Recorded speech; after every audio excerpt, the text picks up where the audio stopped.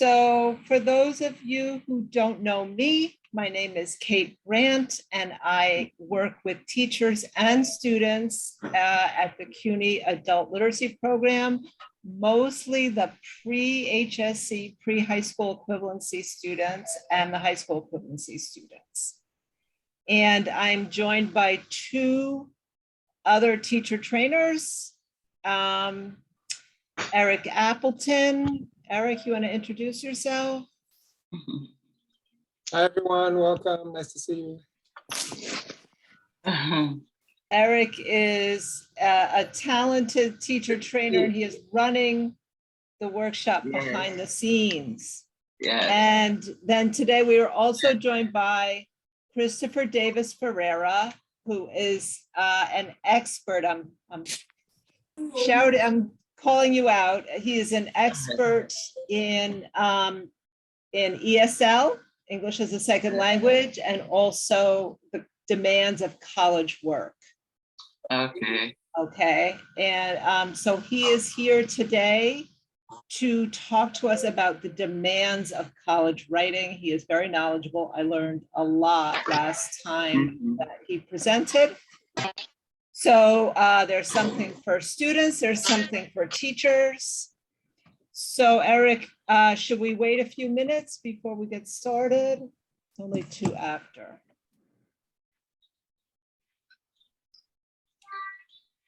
We should go ahead and get started. I mean, go ahead and get started.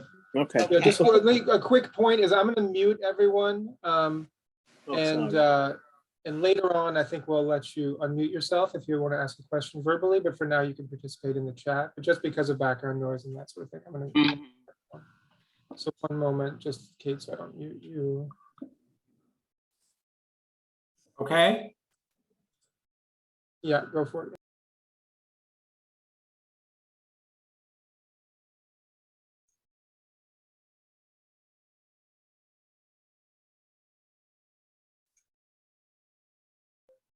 Mute. Okay, can everybody hear me now? Okay, excellent. Okay, so I'm sorry I can't show my video. I'm in a place where the Wi-Fi is just good enough to hear me and not good enough for the video. But let me just first introduce myself. My name is Christopher, and I'm a curriculum director, curriculum developer and professional developer in CLIP, which is the CUNY Language Immersion program. And that is for students who English is their second or third language, and they need to develop their skills a little bit more before they start college. So I do know a lot about, English as a second language, but how I know a lot about college writing is that in a previous position, I was head of a tutoring center. And the students would come to this tutoring center with assignments from all their college classes. It was kind of like a writing center. And so they would come with assignments from all kinds of classes, right? So I'm really familiar with not just the type of writing that you do even in your first English class, but the type of writing that you'll do in your other classes, okay? So, what I'm going to be doing is I'm going to be asking you to type things into the chat because I want to see what you know already about this, and I want to get everyone's ideas out there so I can see, what you're thinking.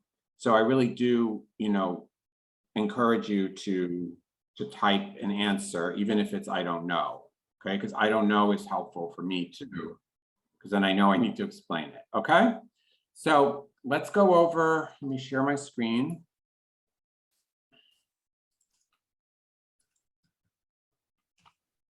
Okay. 1 second. Okay. So we're going to talk about college writing assignments. Okay, these are writing assignments that you're going to get in both your English classes and what we call your content classes. So a content class just means a class where you learn about, something like sociology, psychology, accounting, business, the classes where you're learning specific content. So we're going to talk about both those kinds of assignments. Just make sure there's nothing. Okay. Like how many pages are expected? Yes, that's true. We'll talk about that. And the criteria, yes, we'll talk about like how you're evaluated, like how you get a grade in a college writing assignment. Yeah, definitely. Okay, so we're going to start by talking about the purpose. Why are you being asked to write things in college? Why are you being asked to write? Okay, that's the first thing we're going to talk about.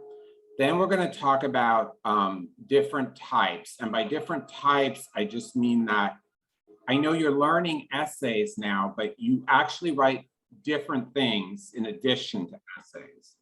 Like we'll see that on final exams, you sometimes have to write a paragraph answering a question. Okay, so you don't only write essays. In fact, most of what you write will probably be shorter answers after you finish English. Okay, you will write some essays and research papers, but a lot of it will be these short answers. Then I'm going to talk about the characteristics of different assignments. So that's just more like, what are the different things that you do? What are they asking you to do in these assignments? As an example, they might ask you to summarize something, you know, or they might ask you to explain something. Okay, and we'll look at that. And then there'll be room for questions and answers. Okay, so let's start with the purpose. Okay, the purpose of college writing assignments. Let me just get some ideas, like why do you think that you're given writing assignments in college? Why? They could just give multiple choice tests. Why do you think they give writing assignments? They remember them, okay. Mm-hmm.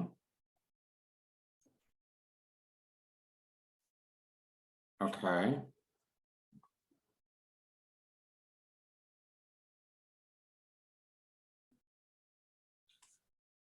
So Christopher, is it okay if I read these out? Yeah, definitely. Okay, right. So Stacy said students remember material more. Anna said the understanding of a content. Wendy said so you can be able to communicate effectively. Jiling said to explain your ideas through words.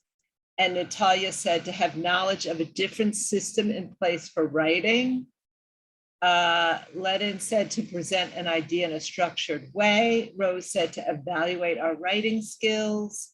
Flora said for the teacher to see how well did the students comprehend.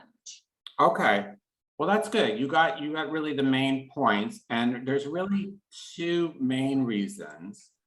They want to know in the content classes and even in freshman comp, it is a way to know if you understood the text, whether it's a textbook or a novel that you read or an article, and the topics. So like in health, you'll study like, you know, mental health, you'll study physical health. And so, you know, we don't know if you really know something unless we ask you to write about it. Yeah, you can ask a multiple choice question, but if I ask you to explain, you know, like how children are influenced by their parents, you know, it's not going to be, I can't know if you know that just from a multiple choice. So it's really to demonstrate to the teacher that you know the content or not. So what they ask you to do is explain concepts and theories. Does anybody know what a concept is? What's an example of a concept? So you can type it in the chat. Yeah.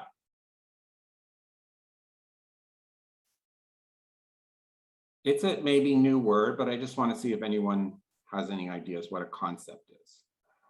Okay, that's an example of a concept, manifest destiny, yeah.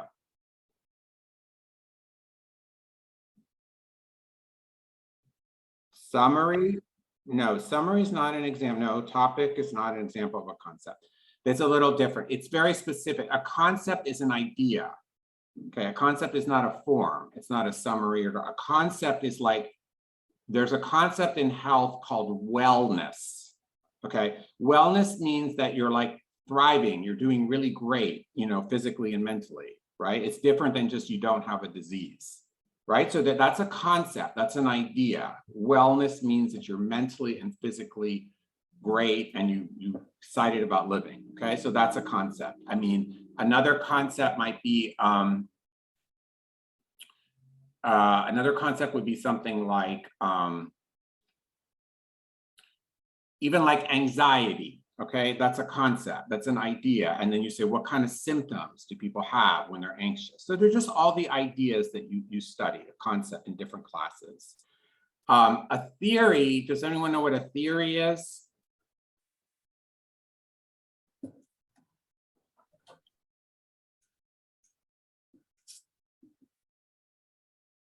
Unproven idea, okay. Something that was demonstrated.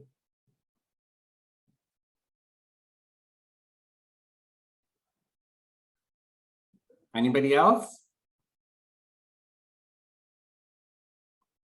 Okay. Yeah, theory, a plan, hypothesis, okay.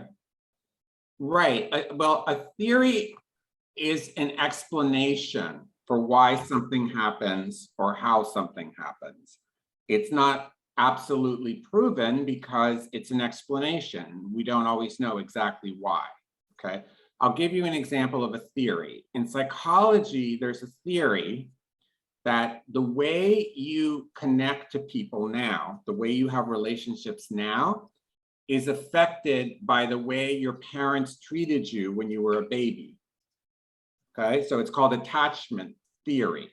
So it's basically if your parents were really there for you and close for you and always paying attention to you, then you're usually, when you're, they explain that makes you later in life feel very secure. Okay, so that's an explanation. It's different than a concept, it's an explanation. Okay, so that's a theory. And then they ask you to evaluate the theory, okay, which means like, what evidence is there that people who were raised a certain way, when they're older, they act a certain way? Where's the evidence, right? So you're going to evaluate that. And the other thing they ask you to do is do your own research and answer a question about a topic. Okay, so that's what you're doing in the content classes. It all comes down to, you need to demonstrate that you know the content in the class. You're taking a bunch of classes, and the classes are not writing classes. The classes are not writing. The classes are sociology, health, nursing, right? And we need to find out whether you actually learn the content or not. That's how you get your grade. And some of that they do through multiple choice, but some of it they do through having you write about the topic, okay? In freshman composition, which is your first English class, your instructor is also wanting to develop your writing skills. So you're learning about a topic that the teacher picks. It might be climate change, it might be inequality, but the teacher's also really teaching you how to write, okay? Once you get out of freshman composition, nobody teaches you how to write anymore. They just tell you to write about something and explain it. They're not really teaching you how to write. They're really evaluating whether you can explain something, and you need to know how to write clearly so you can explain yourself, right? Well, but you also have to be able to actually explain the content, okay? So maybe, does anybody have any questions right now? I might not be able to answer all of them, but let me to see, does anyone have any questions now about why you write in college?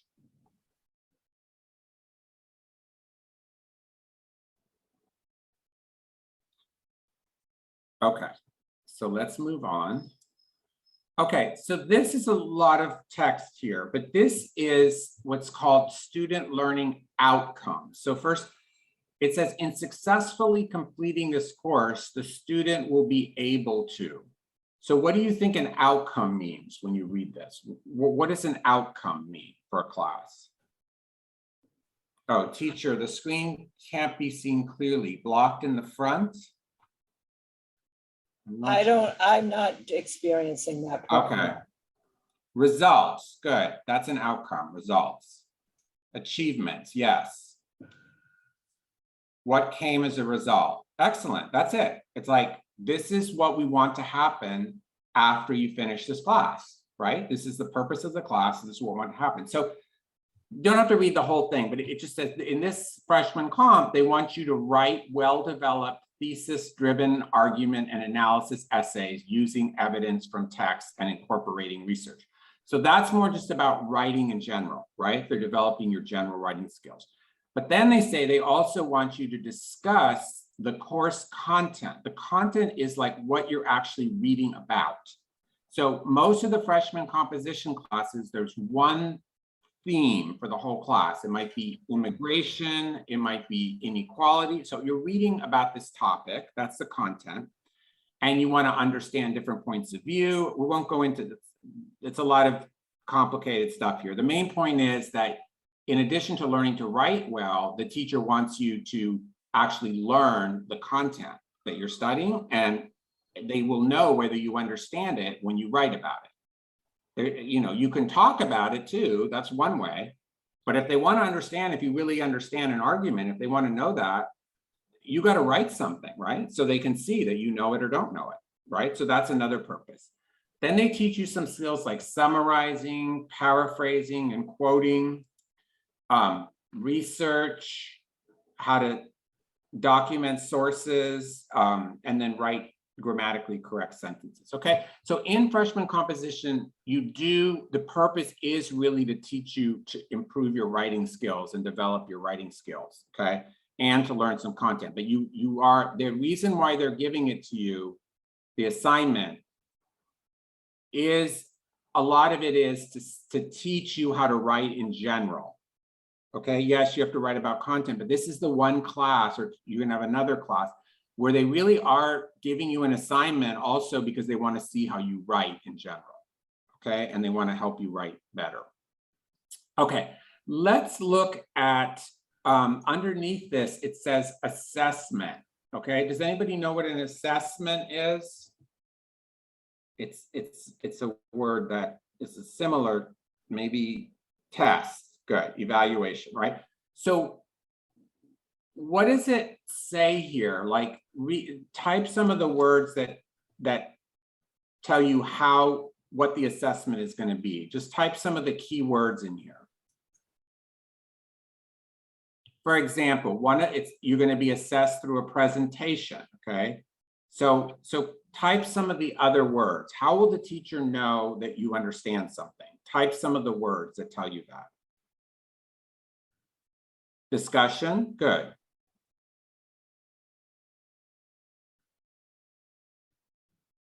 Estimation, I don't see that word there. You look at the actual words on this slide and type one of them that's an assessment.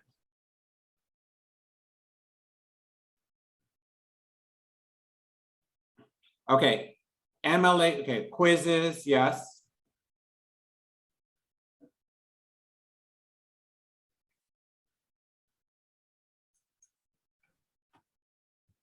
Analysis. Okay, let's just get everything out. Document, use.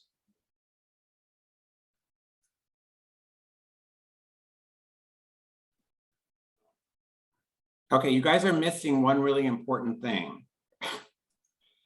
There's an assessment that nobody has written down.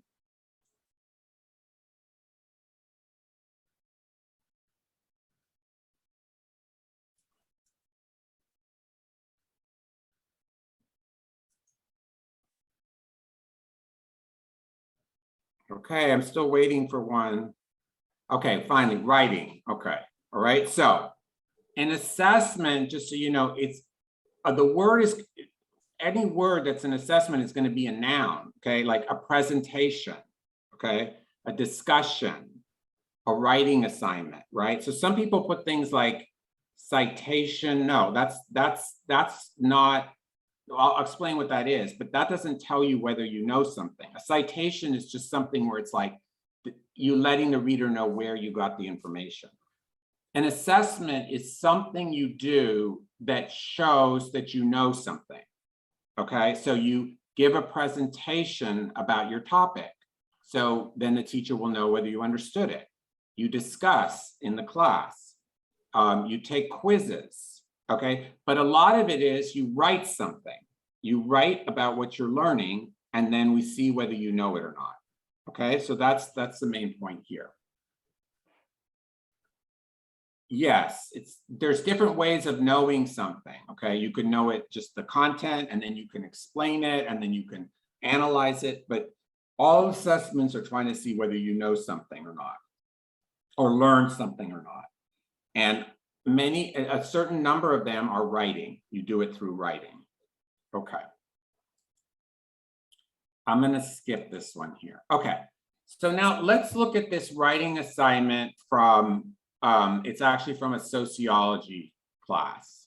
Okay. So it says, according to the article, Drinking Games, how do cultural values and norms explain behavioral differences between these two different groups? Okay, let me explain what he's saying. Okay, so a value is just like what you think is right or wrong, or what you think is important. Okay, like if someone has the value that education is important, that's a value. Okay, education is important, so I'm going to study. A norm is just like the way people in a group behave normally. Okay, so like here we are in this, discussion, and then it's a norm to like ask questions to your teacher. That's like a normal thing to do, right? So in terms of like a norm for drinking is like in some cultures, people drink only when they're eating food. Okay, in other cultures, people drink, only men drink together, right? So a norm is just the way people do things. So what this question, what are they asking you to talk about here? Why is he, first of all, why is he asking this question? It's a sociology class. Why is he asking this question? What does he want to, does he want to see how well you write? Why is he asking this question and telling you to write about it?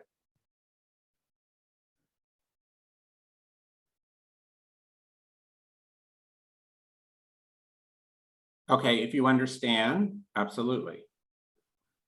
Yeah, that's it. It's like you studied this already. You read this book, Drinking Games, right? Now we want to see if you understood what the author said. Okay, that's it. Like, opinion is not really right. No, they're not asking you for your opinion. They're not asking you for your opinion at all. They're asking you for that person's argument. Okay, they're not saying like, what do you think about this? And so just to let you know, because I know we write a lot of opinion essays because we're teaching you like a format, right? Like how to make an argument and support it, right? And you have an opinion, so it's easier to write about. But when you get to college writing assignments, they don't ask you for your opinion about something. They say, what did this other person say? Explain it. Okay, and then they might say, does the person have enough evidence for this or not? Okay, so it's not your opinion about, do you think it's good or bad that these students are drinking? It's not going to ask you that. Mostly it's going to ask you, you're going to read something and they're going to say, explain what the person said. Okay, so now look at the hint. Look at the hint down there. It says, the hint is like, how can I help you answer this question? So it says, read the article Drinking Games for general understanding, and then a second or multiple times to answer the questions above. So the question is, in order to write this essay well, or this answer, you're going to need to have writing skills, right? You're going to need to have a topic sentence. You're going to need to explain things. But what else do you need to do, be able to do, in order to get a good grade on this task? In addition to writing well, what do you need to be able to do? Absolutely. See, you need to read and understand it. So when people say like, well, I didn't get a good grade on the test, or my essay wasn't good, a lot of times it's not because your writing was wrong, it's because someone didn't explain it right, right? The grammar is important to some degree, okay? Grammar is very important when you're like applying for a job. It's very important in your English class. So it's really important, okay? But honestly, in a content course, it's like, if you have some grammar errors in your essay, it's not going to give you like a really bad grade. And, especially if it's a timed test, they really want to see, do you understand it or not? Okay. Do they understand what you read about or not? Okay. So Okay, so there's two main types. We're going to talk about the two main types of, two main types of assignments, okay? Wait a second. Sorry, I lost the chat here and I need to get it back. Somehow the chat was there and then now it's not there. Okay, so I need to share again, right?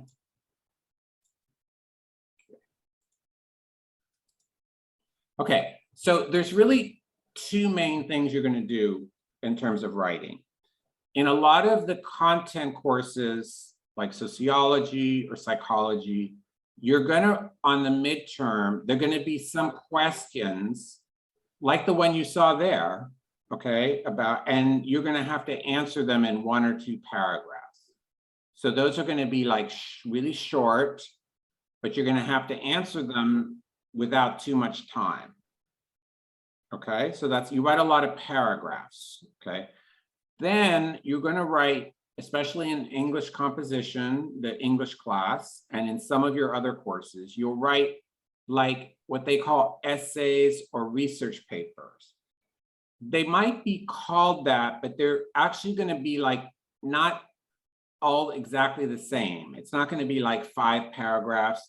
It's more going to be like write an essay explaining why this group drinks more than that group. You know what I mean? It's not going to be like in the first paragraph, say this, in the second paragraph. No, it's going to be a longer piece of writing. You're going to have paragraphs, but they're not going to tell you like in the first paragraph and the second paragraph. You just need to answer the question and figure out how to organize your answer. Okay? I just want to have a second here if anyone has any questions here at this point. Where's it? Let me just stop the share. So anybody have any questions right now?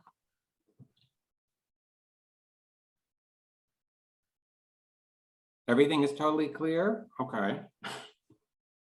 All right. Okay, so let's go back to this here.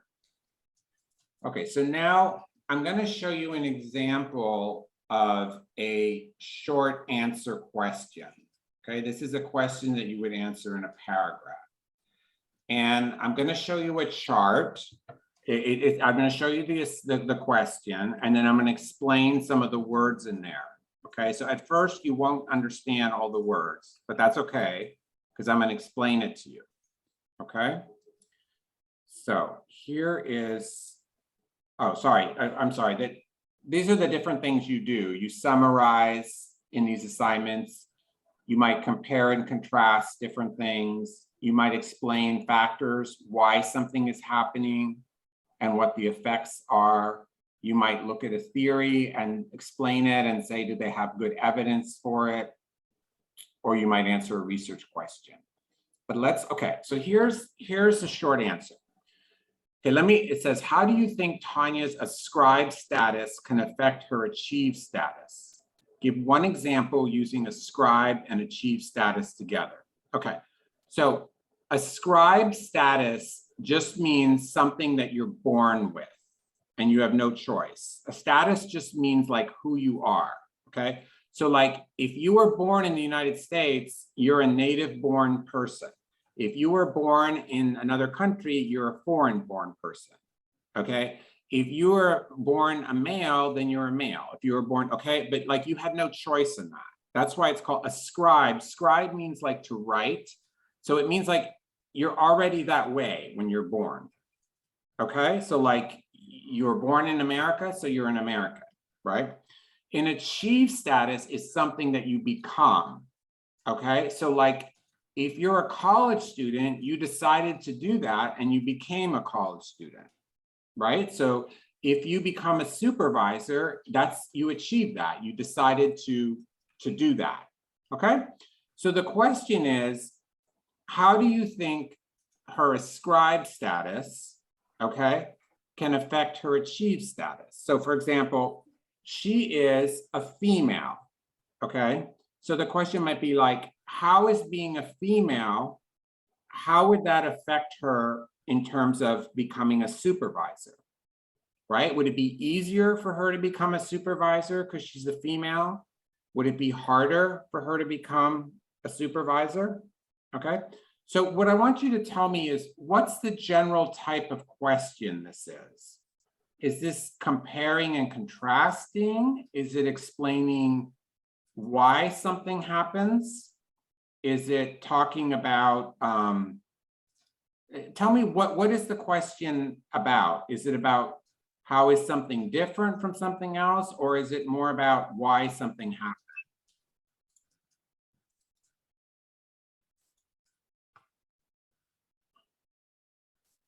Let's see. This is a little bit annoying here. Okay, 1 second. Where's the chat now? I can't. Sorry. So, okay, so I just wrote what you said. Yeah. Describe status, achieve status. And I wrote, is it compare, contrast, or explaining why something happens? Yeah, because the question that the teacher's asking is, how do you think her ascribed status, like the fact that she was born a female, how does that affect her being able to become something? So what is that asking? So I don't know if you can see the chat, Christopher. Yeah, okay, here it is, 1 second. Yes. Okay. So Anna answered. It's comparing how her ascribed status can affect her achieved status. If you're saying how something affects something, is that comparing, or is that asking why, like the cause and effect?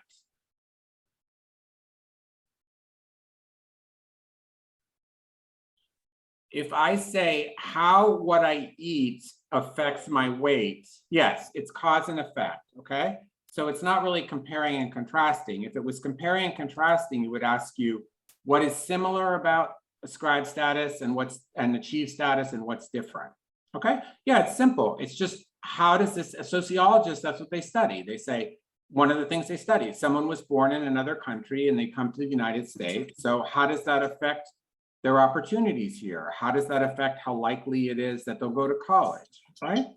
So the main thing is that this assignment is not telling you how to write it. It's telling you to answer a question. So that's what you need to learn to do. It's like, okay, what kind of question is this? It's asking me how one thing influences another thing. So when I write my answer, it's not really like an essay and I'm going to have a body paragraph. That's not what you're thinking about. You're thinking about, I need to answer this question, and I'm going to do that by writing something. Okay, let's take a look at another example. Okay, so here's an example from an essay from a psychology class. And it says, do home and neighborhood characteristics contribute to children's participation in after-school activities? So home and neighborhood characteristics just means, like, what is your home like? Do you have two parents in your home? Do you have a grandmother in your home? Do you live in a neighborhood? Do you live in a suburb? Do you live in a city? Okay, so characteristics just means, like, what's their home and their neighborhood like? And contribute to, it means, like, how does that affect whether they participate in after-school activities? So again, is this asking for a cause and effect of something, or is it comparing and contrasting?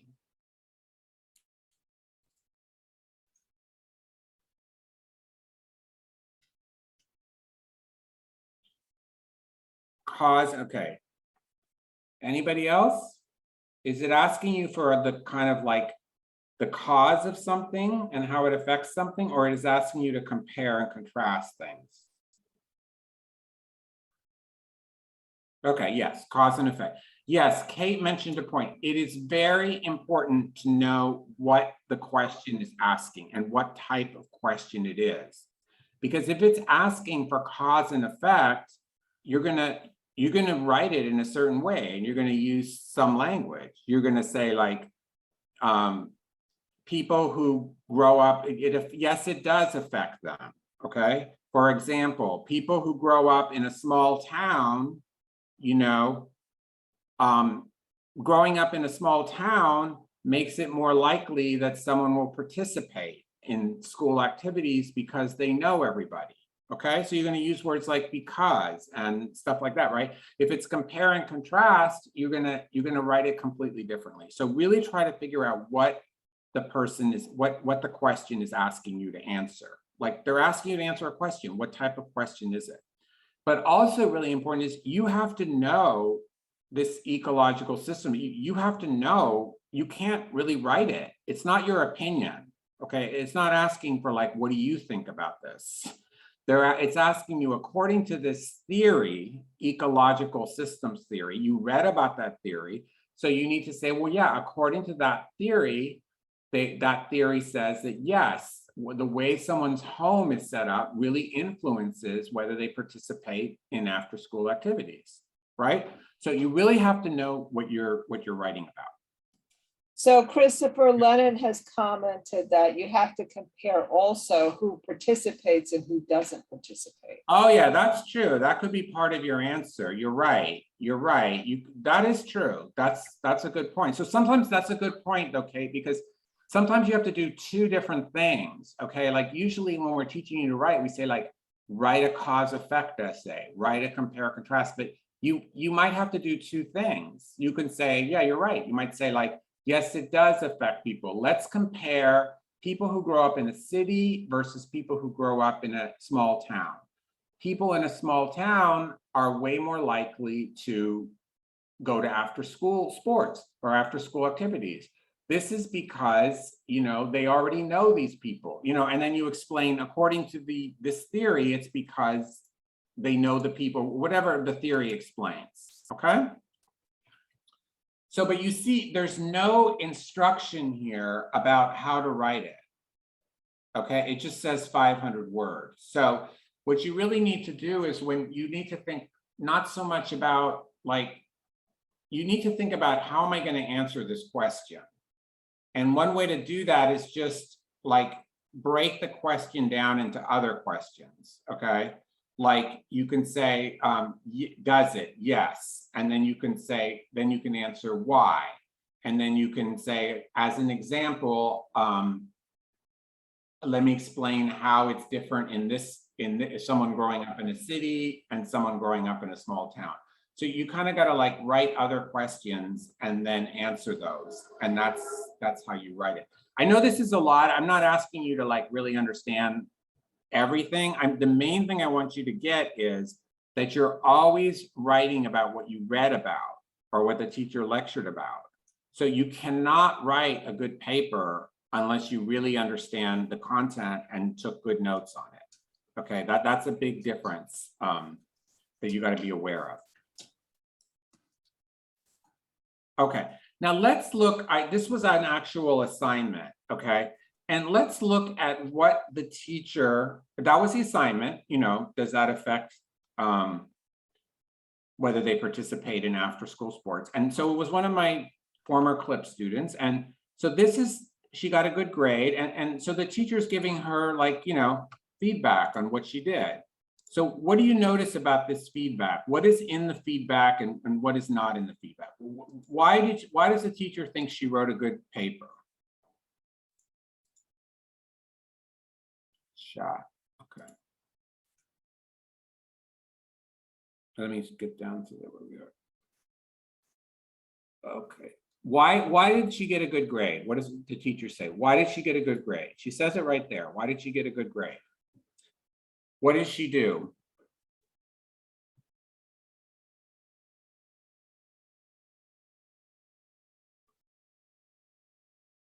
Okay,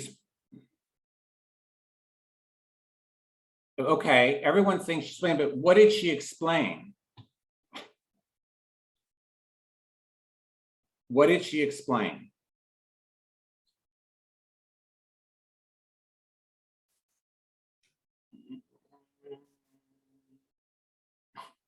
The theory, okay? It's not so much her ideas. It's not her ideas. She explained ecological systems theory and she gave great examples, okay?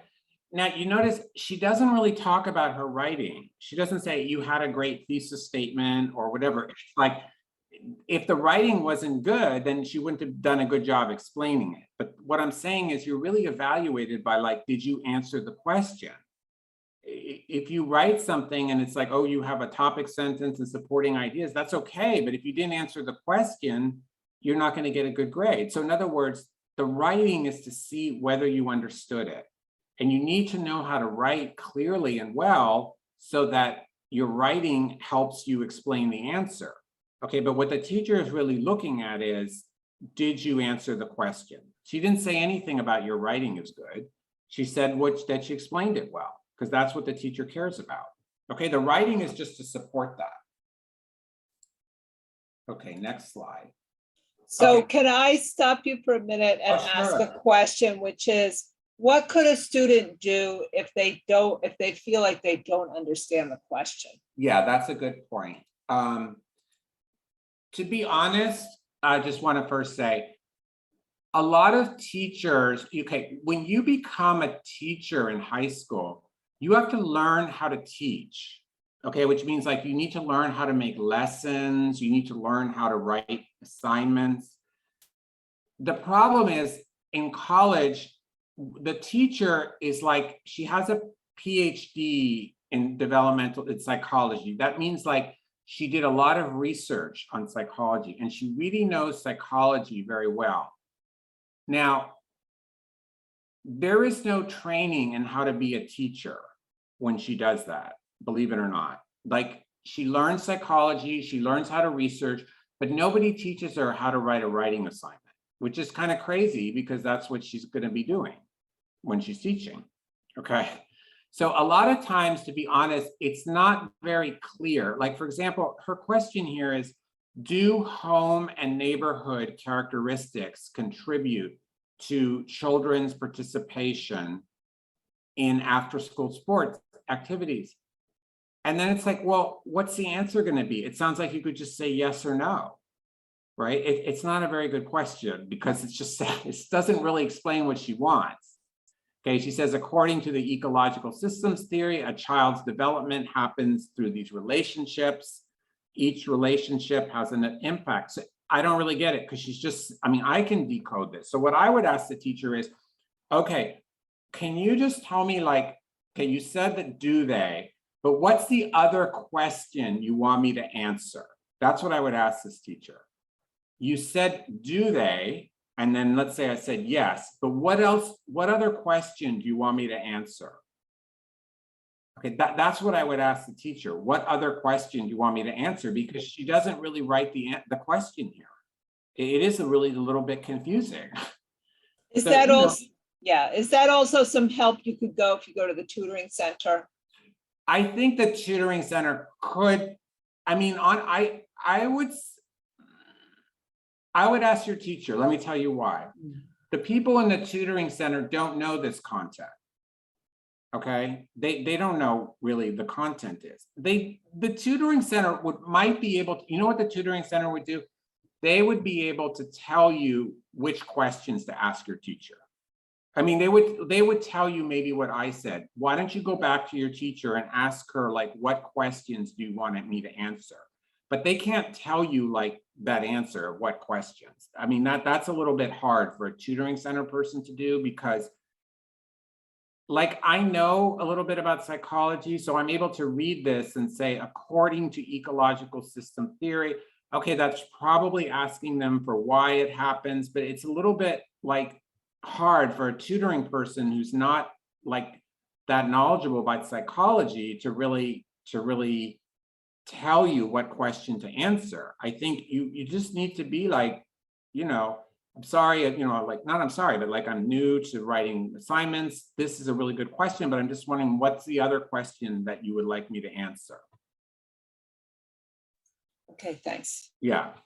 Okay, so maybe I'll skip the other slide because it's a little bit overwhelming. I just want to say that sometimes you don't only answer one question, you end up having to answer multiple questions in the essay. I just feel that this is a little overwhelming, but so let me just basically go really quick. It says, the Cold War was when the United States and the Soviet Union like were enemies, but they never really, well, some people believe they never really went to war.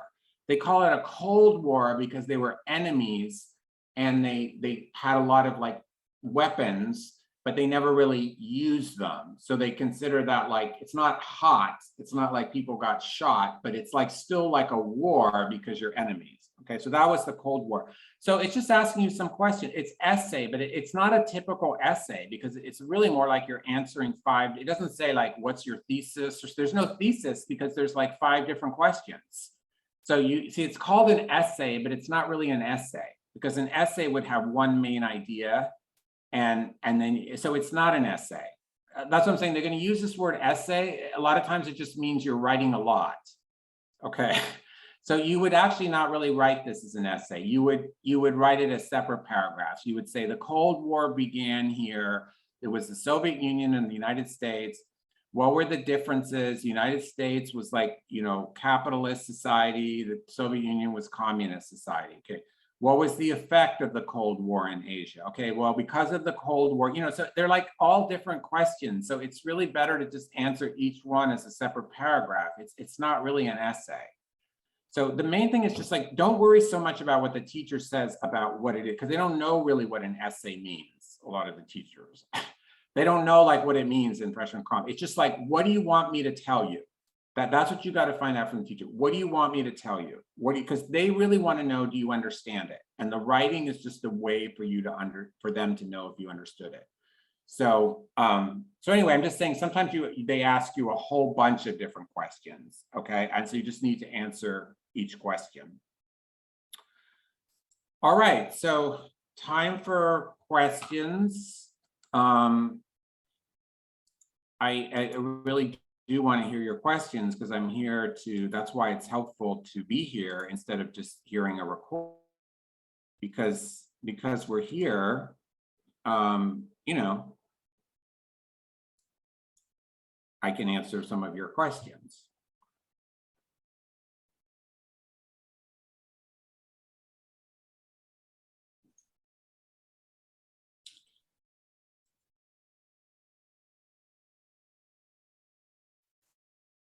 How many pages are you required to write? Again, that depends on what the assignment is. It's you know, it really, the teacher will tell you. They will tell you that. They usually say, often they say no more than 750 words. You know, they want you to write a certain amount because they think that's the amount to answer the question. So it really depends what the question is, right? Sometimes they won't tell you how many words.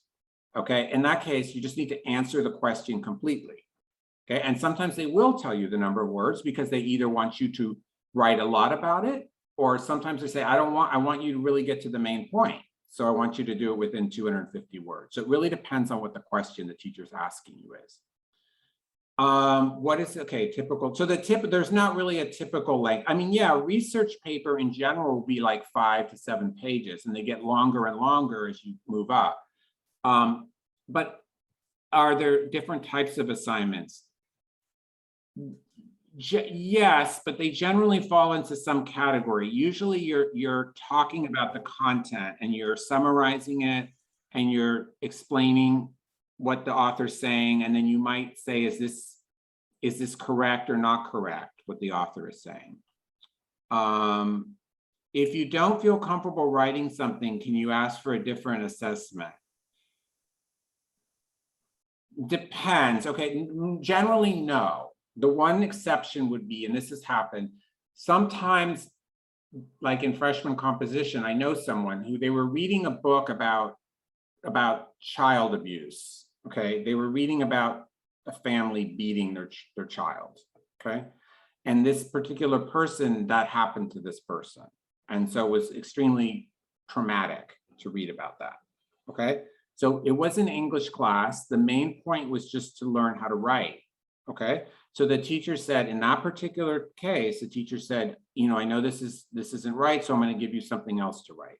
But in general, no, you don't have a choice, because you're in the health class, and that's what whether you're interested in writing about it or not, That's your assignment, you know, and I sometimes tell students that, or people I know, they're like, oh, this assignment is stupid, or I want, and no, this is an assignment. This is like you're at work and you get an assignment. The assignment is like, you know, to put away the clothes, or, you know, this is your assignment. Assignment means like, this is what you're supposed to do, right? So you don't really have much choice most of the time. Now, if you don't feel comfortable about that, why is that? You know, I think if you don't feel comfortable, if you mean like you don't really understand, then you should ask your teacher, I don't really understand the assignment. Can you help me? You know, can you address the issue of having multiple writing assignments for different courses? That's about time management.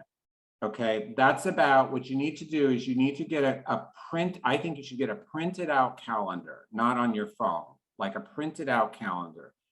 You need to use different color pen or highlighters. So you're gonna put the due date right on the calendar, and you're gonna then start from the due date. Let's say it's due on December 20th, okay? And it's a research paper. So then you're gonna go backwards and you're gonna say, okay, well, then you're gonna say, okay, I'm gonna need at least a week to revise it, okay, my first draft. So you're gonna go backwards and you're gonna say, create a deadline for yourself, finish first draft on December 18th, okay? But in order to write your first draft, you're gonna have to have notes, okay? So then a week before, you're gonna put finish my notes, okay? So that's how you do it. Okay, so that's gonna be in one color, right? So you can follow that, or one highlight yellow. Then you can put all your assignments on this calendar, but with different colors, okay? And then you're gonna know what to do every day or every week. That's how you have to do it. You have to create your own schedule. The teacher's not on you like, well, when did you, in freshman comp, actually, they do that. They teach you, they say, okay, your first draft is due now, your notes are due now, they tell you when things are due. But when you're in a content class, like the teacher, they're not there to manage your time. They're there to teach you the content, you know? So it's just like, you got to make your own schedule, you know? So that's what I would say. And then if you put all of them together, then sometimes you could even go to your teacher with this calendar and say, look, I've got all these assignments right now. Can I get an extension? You know, can you give me a little more time? But if you show that you really are doing all this, the teacher might agree, right? So the main thing is you need to have a calendar, and you need not just to write the deadline, okay, but like you got to do multiple things before you write. You have to read it, you have to understand it. You cannot write a paper in college in like a day, okay? Because it's like there's too much, a long paper, it will not work, okay? So I think when you're in your English class, that's a good time to ask your teacher that, like, you know, professor, like I'm writing this paper, like, you know, how long do you think it generally takes to like take notes? Or I'm doing a research paper, you know, because you're going to be in other classes at the same time as you're taking the English class, right? So you can ask your English teacher, you could say, you know, I have this research paper in sociology, you know, how much time do you think it generally takes a student to, you know, research and take the notes, you know, and then make your schedule. The main thing is you have to have deadlines before the final deadline. You cannot just say it's due then. It's like, that's not enough information. You need to say, when is this part due? When is this part due? It's a steps, right? You're gonna read it, you're gonna take notes, you're gonna outline, you're gonna write it, you're gonna correct it. There's a lot of steps. And it actually makes it a lot less stressful, because if you say, I'm gonna write a research paper, you can't really do that, you know? But if you say, I'm going to go to the library today, okay, you can do that. Tomorrow, I'm going to take notes on that. That's how you have to break it down into things that you actually can do. You cannot write a research paper, just do that. So you have to break down all the things you have to do it. And you could ask your teacher that, and then like make a schedule and then do those things. And then you won't be so stressed, because you won't be like, I have to write a research paper. You'll be like, I have to go to the library and get some books. Okay, let's see. Okay, something about that. Why is it important to use college thesaurus for writing assignments? Well, the thesaurus is good because sometimes, let's say, like, they want you to be more specific in the language you use, okay? So like, let's say you, they ask you to, let me think of an example. they ask you whether the evidence that the person gave for this theory about why children do after school sports, they ask you to evaluate it, okay? If the evidence, and so you might just know the word good. Oh, it's good. Well, that's not really, that's too general, the word good, you know? Do you mean that it's sufficient, that there's enough information, that it's well explained? So sometimes the thesaurus can help you find a word that's more specific, okay? Because you want to use words that are specific. So that can be helpful to build your vocabulary. But be careful. What a lot of students do is that they go into the thesaurus, they find a word that sounds very college-y and academic, but look up the meaning. You can't just go to the thesaurus. It doesn't mean good. Like a thesaurus, even though some words, most words do not mean exactly the same thing. Okay, for example, the word good. So in the thesaurus, it might say morally correct, like something that is good versus bad, like you hurt someone. Or it might say excellent. Well, they don't mean the same thing, morally correct and excellent. So you can use the thesaurus, but make sure to look up the word after you choose it from the thesaurus, because I've seen a lot of students pick a word that sounds fancy, but it's not the right meaning. Okay, so that's important. How many paragraphs? Again, it depends, right? That thing about the Cold War, there were like 6 different questions, so at least 6 paragraphs, right? There is no such thing about this 5-paragraph essay. That's just a way to learn how to write. Okay, that's just like training wheels. It's like you're just learning how to organize. That's not what happens when you go to college. It's not a 5-paragraph. It's like answer these questions, and you figure out, like, in order to answer these questions, I need to introduce the topic, yeah, and then I need to answer this question and this question and this question, and that determines how many paragraphs there are. Would punctuation be a big part of your writing, grading in a paper? No, it would be very annoying to your English teacher, okay? And they would probably take quite a bit off. They would find it annoying because they feel like you're not paying attention. Your content teacher on a quiz, on an exam, they probably won't pay that much attention to it because it's timed writing. But let me tell you the problem with punctuation. It looks like, see, let's say English is your second language and you use like a wrong verb or something. Well, the teacher's like, that person, English is their second language. You know, I'm not going to be so harsh about it. But everybody knows how to put a period, okay? It's not like a very difficult thing to learn. So it looks like you're not paying attention. It looks like you're lazy, to be honest. There doesn't really, like, the teacher thinks you're a little bit lazy. So they might say, okay, your content is good, but they're going to think, you know what, I assigned this and this student really didn't like pay enough attention. It's almost like a little bit rude. You know, it's almost like I'm going to go visit my grandmother, but I'm not going to bother to comb my hair. You know what I mean? Or I'm going to dress really sloppy. And especially, you know, in an email, professors complain about this constantly because students are texting a lot, right? That's how you do it. And they use a you instead of YOU. And it's like, no, this is like an email, okay? This is like writing, you know, seriously. So it can look really like you don't care, to be honest. That's what it looks like. Now, will they take your grade down? It depends on, it's not going to be a big part of your grade, but you're not going to make a good impression on your teacher if you just have a bunch of punctuation mistakes. You know, if you don't understand punctuation, go to the writing center and have them explain it to you and learn how to proofread. Part of it is like, you don't just learn the words, like read. And then when it's the end of the sentence, is like, is there a comma there or is there a period? If it's or circle all your commas, okay? And then like make sure that if it's supposed to be a period, you put a period. Okay, so yeah, I'm not gonna say it's a big part of your grade, but you really should learn to do this, because if you go out into the world and you have all these punctuation mistakes when you're writing to apply for a job, you know, some people are just gonna be like, I don't want, a lot of people are gonna be like, no, this person didn't take enough attention to write an email. So like, how are they gonna be a good worker? You know, the way you write communicates something about you, not just that you know how to write. It communicates how much attention you're paying attention to details. Okay, so sorry to go off on that. Is every assignment like a report? Well, every assignment is going to be asking you to talk about other content. So in some ways that's true. You're reporting about other content. So every assignment you get is going to be to talk about what you read or the teacher lectured about. When to take these exams. I mean, you have midterm exams and final exams usually.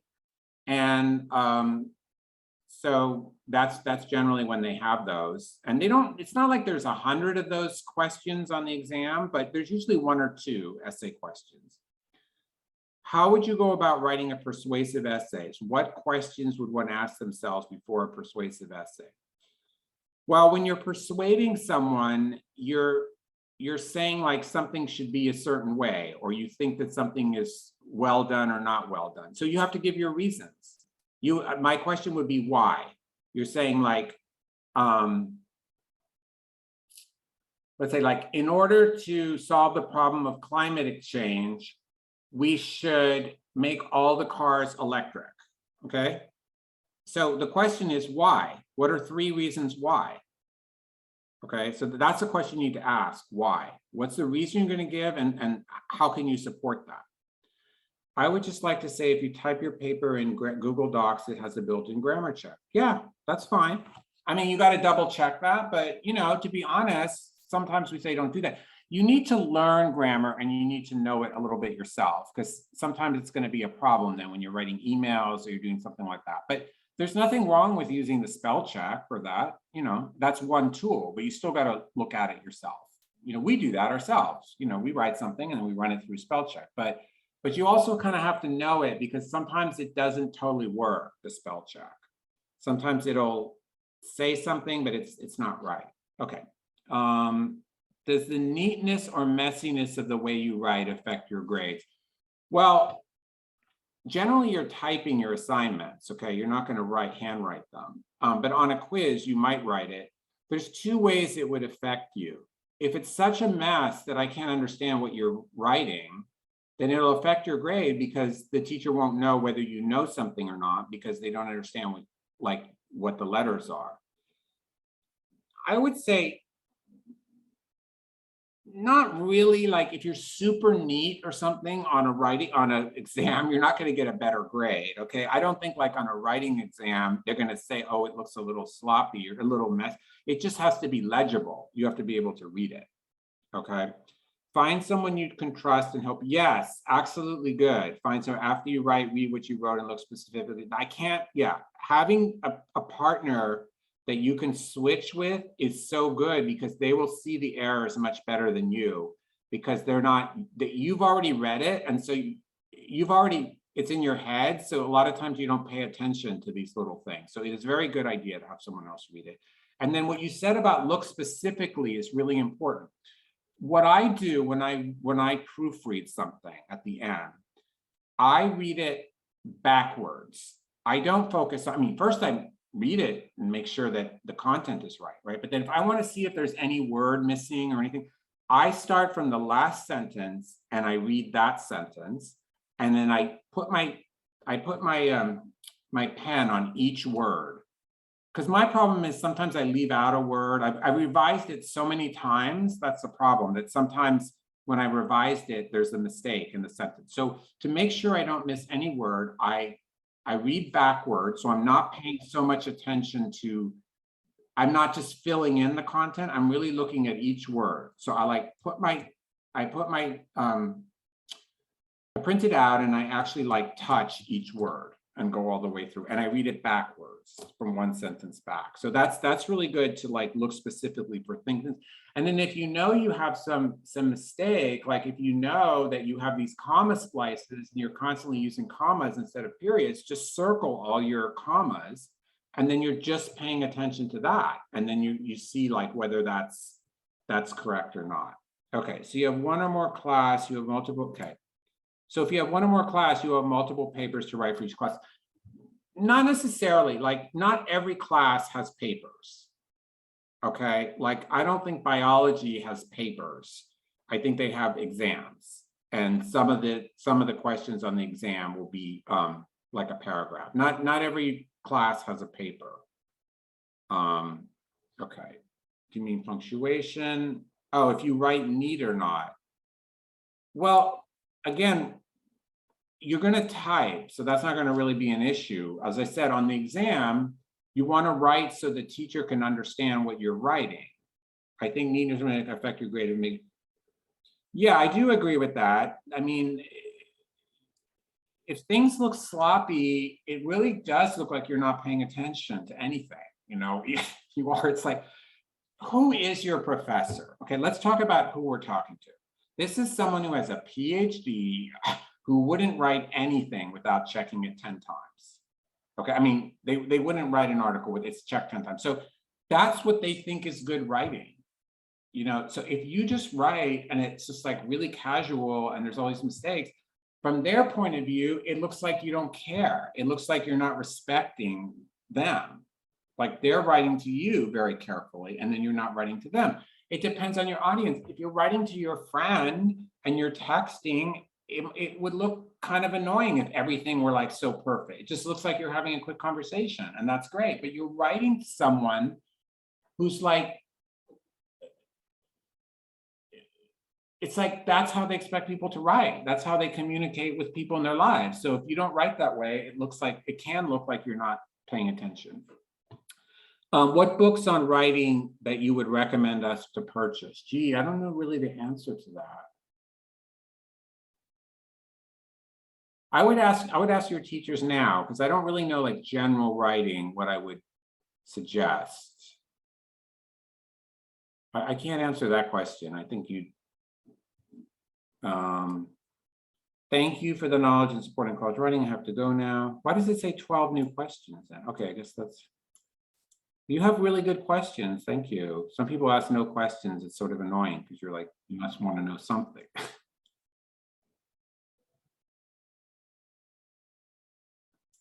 Okay.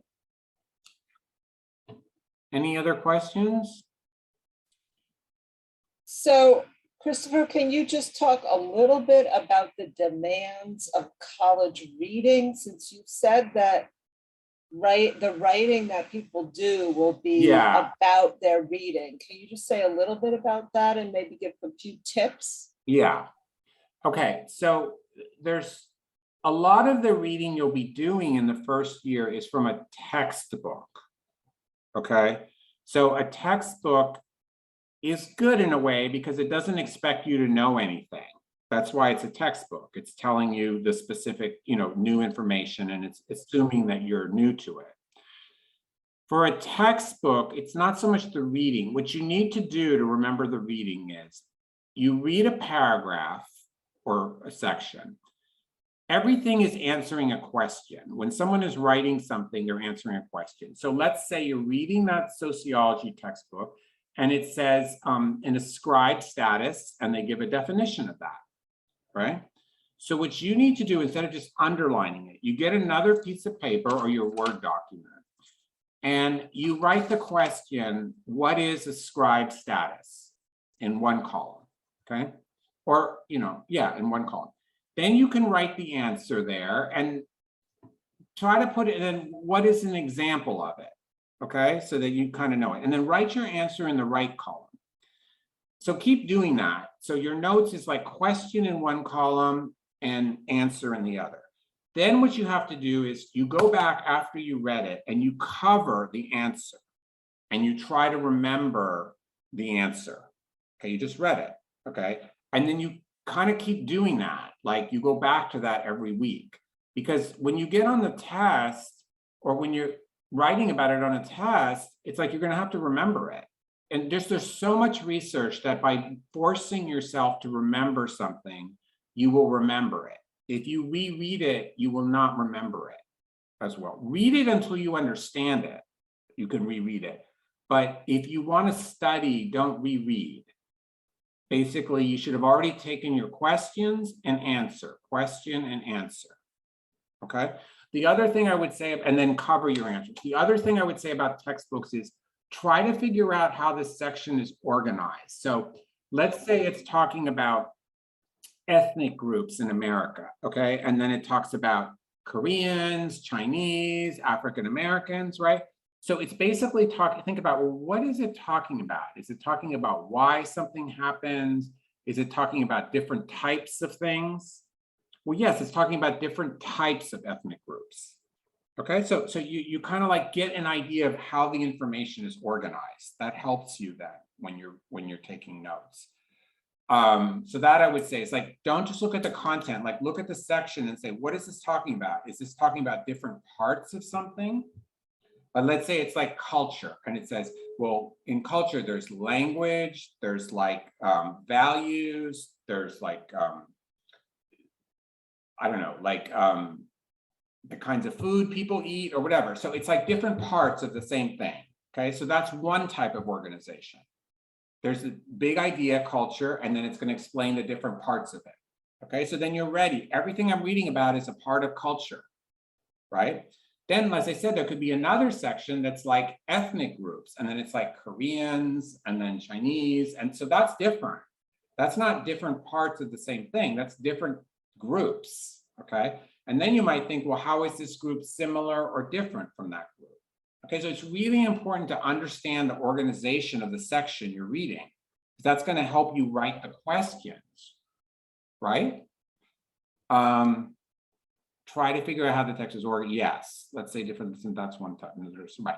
So if it's different aspects of culture, your question would be, what are the different parts of culture and what are an example of that, right? That's what you're going to have to remember. So you already know the question to ask once you know how it's organized. Okay, then you're going to get these readings. Then as in English 101, you're going to get these readings that are like called essays. But they're not like any essay you wrote. They're like they're sometimes from like, honestly, I don't think they should assign these essays, but they do. They can be really complicated and really long, okay? And a lot of times they're written for people, these essays, they're like from the New Yorker or from magazines that people who already have a college degree read, okay? So what those essays have is they have a lot of references to people or things you've never heard of. Okay, it'll talk about some war, it'll talk about this or talk about that. With that kind of essay, what I've seen students do is try to understand every word, okay? I mean, because of ESL, and they like literally have translated every word that they don't know, okay? No, your job is really not to read that essay the way the person who already graduated from college is. You just are looking, what is the main idea? You know, if I don't understand something, just keep going. And the main idea is not often in the first sentence. Like, what is this author's main idea? Just keep asking yourself, what is their main idea? Okay. And then what is an example? Because the author might give 20 different examples and maybe you don't understand one of them, but as long as you know what the author's main idea is, you have an example of it, then you can write something about it. Remember, the point of reading it is to be able to like do the assignment. Okay, so you got to look at the assignment. If she's going to say like that ecological systems theory, it's like you got to know what it is. Okay, and you got to have an example of it. But do you need to know everything in the article or every word? No, you're not going to be tested on every single word in this essay that you're reading. Okay, so the main thing is don't worry if you don't understand everything in one of those essays. Okay, in a textbook, you have to understand everything, okay, because it's a textbook and like every definition you need to learn, okay? But when you're reading like an essay for freshman composition and it's talking about all this different stuff, no, you just need to understand what the main argument is and have, and what their definition is and what an example of that is. And so that's,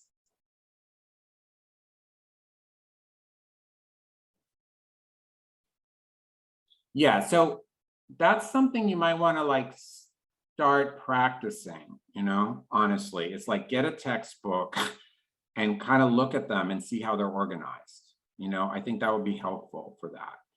I think, yeah, that's a good idea, Christopher. Anyone who is studying content, let's say they're studying content to take a test, they can write questions and write the answers. They can test each other. That is a good suggestion. That's really, really helpful. No, I mean, there's so much research that is so much more effective But surprisingly, many college students don't do that. Even though it's been proven that this is way more effective, a lot of students don't do it. They just reread it because they don't know to do that. And also it's a little hard. I'm not harder, but like when you reread it, you're like, I know it, you know, but like when you quiz yourself, you're like, I don't know it. And it doesn't feel so good, you know, but that's the only way you're going to know what you know and don't know. Right. And then by the time of the quiz, you'll know it because you'll know you didn't know it. And then you'll keep reminding yourself. I also just want to point out that you said actually writing for that part, like handwriting. Yeah. Because I do think that for, not for everybody, but for some people that really helps them remember rather than typing. Oh, yeah, yeah. You have to figure out what's, yeah, because it's your hand is moving. So it's like another input. Yeah. Yeah. And spaced repetition. You don't, if you just do it the night before, you're not very likely to remember it. You know, you got to, like learning a vocabulary word, you have to pull it in. Your brain doesn't register something one time. You have to recall it many times. Okay, so the idea is like after you read the chapter, do it. But then in your calendar, like at the end of the week, just go back and everything you read and go back to your questions and keep answering them, and then go back to it a week later. Who are eligible for freshman composition courses? That is more a question, maybe. I mean, basically, they're going to look at your scores, right, Kate? Well, I'm not sure everyone Okay. here will have scores, Okay. right? People might enter with a transcript from another country, Okay. high school transcript, or they might be coming in with an HSE test scores, or they might have a transcript from their past school here plus test scores. Okay. So it depends what the person's situation Okay, yeah, is. so it's basically they're going to say that you're English proficient. That's what they're going to say, CUNY. So there's a lot of ways they'll figure it out. But if you're not eligible, actually, we were going to bring this up. There is a really good program called CUNY Start that's free, and they will, in like 6 months, they will like really get you ready for those tests and also for college. So that can be a good idea if you're not eligible. Yeah, some people may get placed in those programs. They won't really have a choice. Yeah.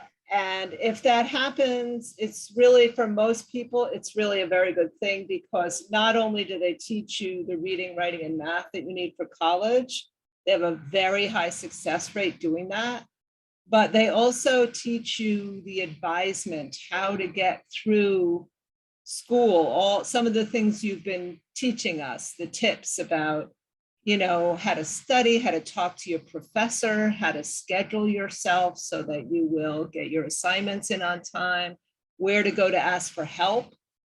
So, oh, good. Someone says, so Wendy, can you talk a little bit about CUNY Start? Can you, Eric, can you allow her to unmute herself? Yeah, I'll unmute Wendy right now. One moment. Okay.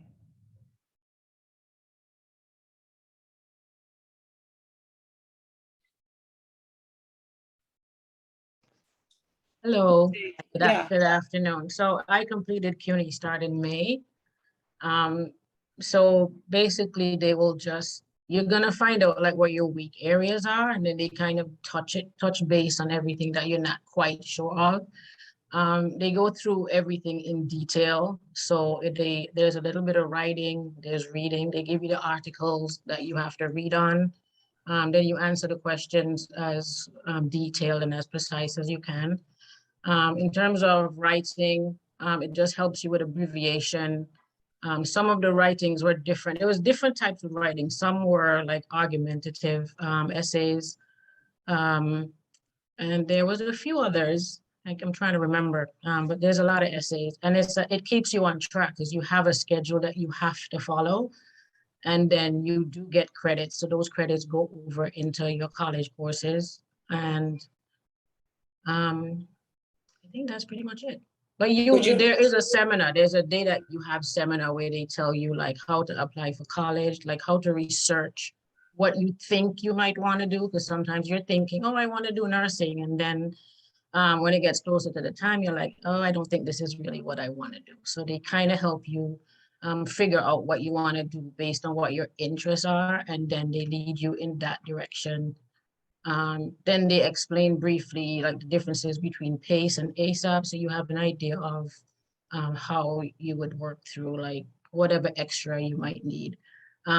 They give you resources on how to research, like basically if you're doing an essay, you might not know what a word means, because like from one thing they explained is sometimes you read something and you see a particular word in a paragraph, and you understand the paragraph based on what the word is, because you kind of figure it out.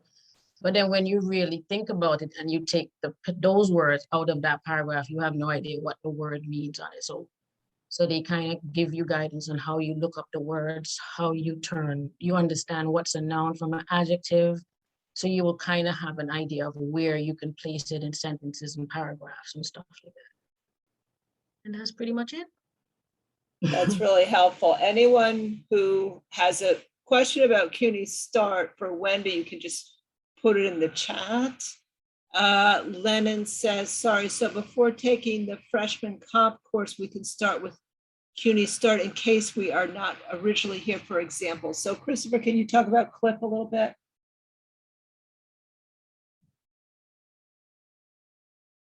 You're muted, Christopher.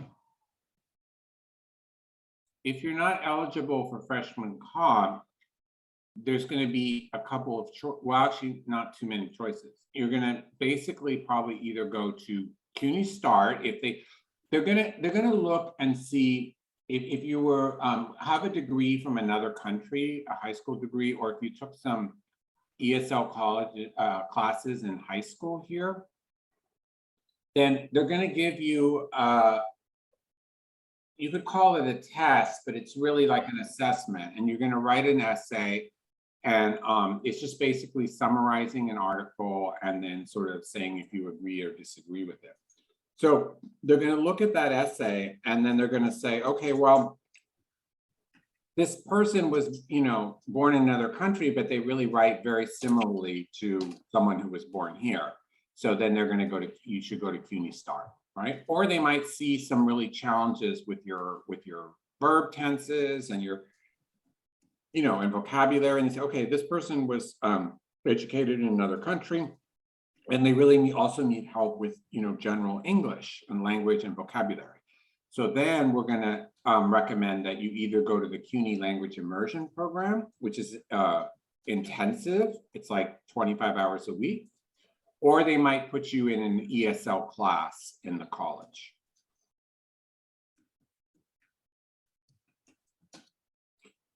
Oh yeah, so you said you went to college in your own country. Well, yeah, so if you went to college in your own country, that can be a little bit tricky because sometimes you end up, it doesn't really make sense, but sometimes you, oh, you're in an ESL program, good, good. Because sometimes they say, well, you already have a degree, so you don't need to take English, which is really a mistake. Because even though you know a lot and you're well educated, you might still need help with the English language skills.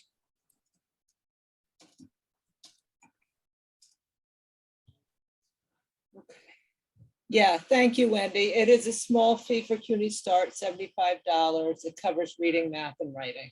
Yeah. Okay. All right. So any more questions? That was a huge amount of information. It was really, really helpful, I thought. But we still have time. If anyone has questions, please feel free.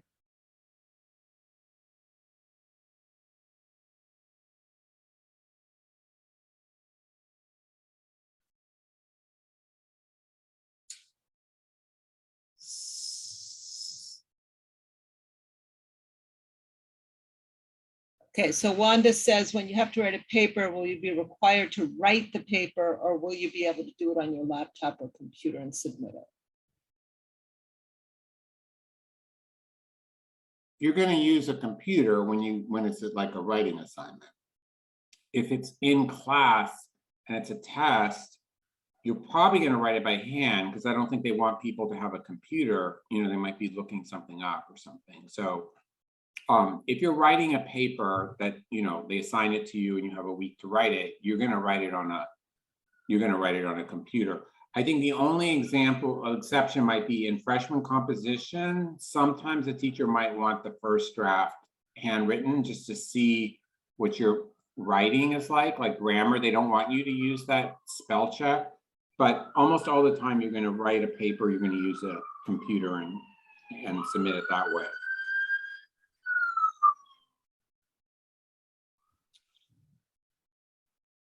Okay, so Wendy says that she's from another country and the writing is different in her country, as well as the word choice. I think it's a good choice to start the CUNY start. That's a very good point, that it can really help you.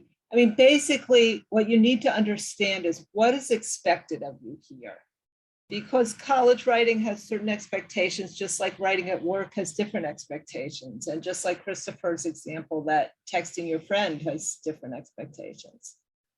So CUNY Start and CLIP and all of those programs really help you understand what is expected of you. So Margaret asks, is it an intensive class? I think that both CLIP and CUNY Start are intensive. They are Wendy, intensive, yeah. Okay. Yes, Wendy says yes, it's intensive. Okay, so thanks, Stacy.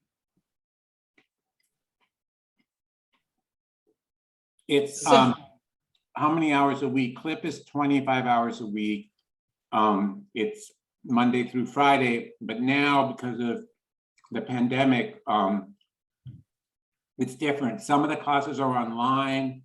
Some of the classes are, sometimes you meet in person. I think most of them next semester are going to be you meet in person for a couple of days and then you're online. So even though it's 25 hours a week, some of it is going to be like, they just give you an assignment. Like you don't have to do it at a specific time. It'll probably be more like 15, 17 hours a week where you actually have to like be somewhere. And the rest of it will be like assignments. Yeah, 25 hours a week. Oh, CLIP, it's C-L-I-P. You spelled it right, Sam. Soft.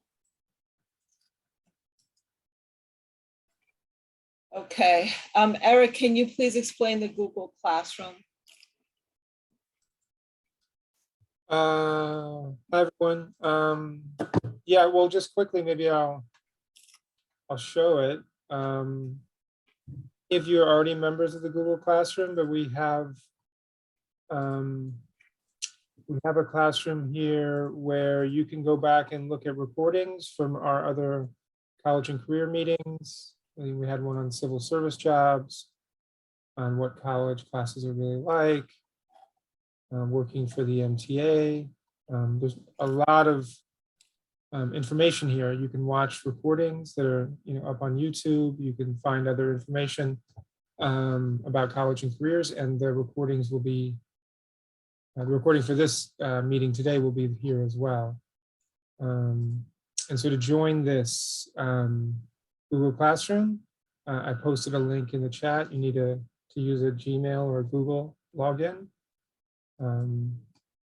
But I'll post the link one more time, and we'll also email you the recording and a link to the Google Classroom. But it's the best way to find out about more of these meetings because we're doing these once a month or so. Right, next month, we will do one about how to balance college and work, since many of you are adults, or college and life, right? So many of you, most of you are adults and you have a lot of other responsibilities. And then the month after that, we will have a workshop on college CUNY admissions. So I want to thank Christopher from the bottom of my big heart for so much information. I think I know I learned a lot about college reading and writing that I wasn't really aware of before. And I think it's nice to have it a little bit demystified before you go. So last chance to ask a question before we wrap it up.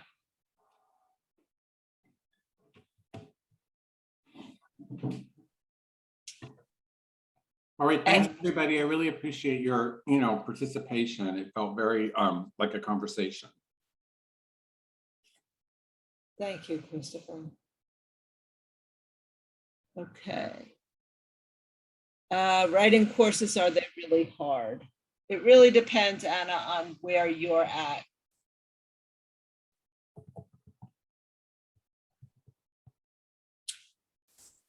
Yeah, I think it depends on the teacher too, to be honest, Right. Some English 101 classes, the readings are like really, really difficult, and then some of them, they're less difficult, I mean, you want a teacher, you don't want quote the easy A or something. You want a teacher who's going to teach you skills, but at the same time, you want a teacher who has a good understanding of like what, you're a freshman right now, like what's appropriate. I think, that's something you might want to look into. It's kind of like, well, as a teacher, you don't want it to be easy. You want to learn, and it won't be, if it's easy, you won't learn anything. But at the same time, you want to kind of like, sometimes your advisor can tell you this, and kind of like, or look on, rate my professor. I mean, it's just kind of like, is a teacher really helpful and trying to explain things to you, or are they just throwing a bunch of readings that they're interested in, but they're not really appropriate for this level? You want to know that, you want to know there's a lot of different teachers, and you want to make sure that the teacher really cares about the student and having them develop their skill and not just reading a bunch of stuff that they're interested in, to be honest. Okay, so Wanda says, can you have a workshop on freshman and first day of college, what courses to take? That's a great idea. We will do something like that.